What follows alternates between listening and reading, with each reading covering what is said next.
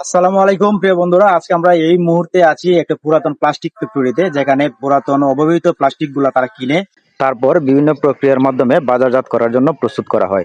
এখন এ বিষয়ে কথা বলবো মালিক পক্ষ একজনের সাথে। তারা কোন কোন প্রসেসিং এর মাধ্যমে এই পুরাতন প্লাস্টিক গুলাকে বাজারজাত করার জন্য প্রস্তুত করে থাকেন। আমাদের মূলত ভাই এটা হচ্ছে আপনার রিসাইক্লিং বিজনেস। মানে ব্যবহৃত জিনিস আমরা আবার এটা রিসাইক্লিং করি। যেরকম ধরেন আপনার ভাঙ্গারি দোকান আছে, হকার আছে, ওনাদের থেকে আমরা মাল সংগ্রহ করি। ওনাদের থেকে মাল সংগ্রহ করার পরে আমরা এই মালটা আমাদের লোকজন দিয়ে বাছাই। বাছানোর পর তারপর এটা আমরা প্রক্রিয়াজাত করি। আমাদের মেশিন আছে, মেশিনে সেট আপ আছে, এটাতে আমরা মালটা কাটি।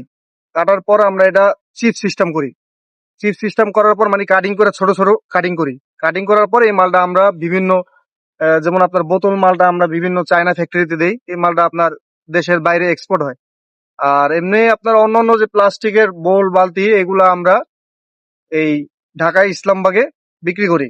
তো ওনারা আবার এই মালটা মনে করেন যে ওই কোম্পানিতে বিক্রি করে, ওই কোম্পানিতে এই মালটা তৈরি হয়ে মার্কেটে আসে। মূলত আমাদের ব্যবসায় হচ্ছে ভাই এটা।